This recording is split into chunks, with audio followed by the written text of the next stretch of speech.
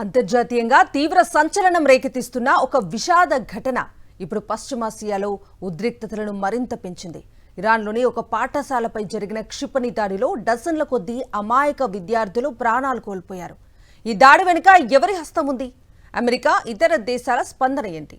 దీనికి సంబంధించిన పూర్తి వివరాలు ఈ ప్రత్యేక కథనంలో. ఇరాన్ దేశాన్ని విషాదంలో ముంచెత్తుతూ ఒక విద్యాసంస్థ లక్ష్యంగా క్షిపణి దాడి జరిగింది. న్యూయార్క్ టైమ్స్ కథనం ప్రకారం ఈ దాడిలో భారీగా ప్రాణనష్టం సంభవించింది. శిథిలాల కింద చిక్కుకున్న విద్యార్థులను వెలికితీసేందుకు స్థానిక యంత్రాంగం రాత్రింబవళ్లు శ్రమిస్తోంది. ఆస్పత్రులు క్షతగాత్రులతో నిండిపోయాయి. బాధితుల కుటుంబ సభ్యుల ఆర్తనాదాలతో ఆ ప్రాంతం దద్దరిల్లిపోతోంది. రాజకీయ వర్గాల్లో ఈ ఘటన ప్రకంపనలు సృష్టిస్తోంది. ఈ దాడికి తామే కారణమని ఇప్పటి వరకు ఏ దేశం లేదా ఉగ్రవాద సంస్థ ప్రకటించలేదు. అయితే ఇరాన్ ప్రభుత్వం దీనిని ఒక ఘోరమైన ఉగ్రవాద చర్యగా అభివర్ణిస్తూ తగిన సమాధానం చెబుతామని హెచ్చరించింది.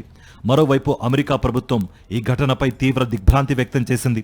వైట్ హౌస్ విడుదల చేసిన ప్రకటనలో అమాయక పిల్లలపై జరిగిన ఈ దాడిని తీవ్రంగా ఖండిస్తున్నట్లు పేర్కొంది.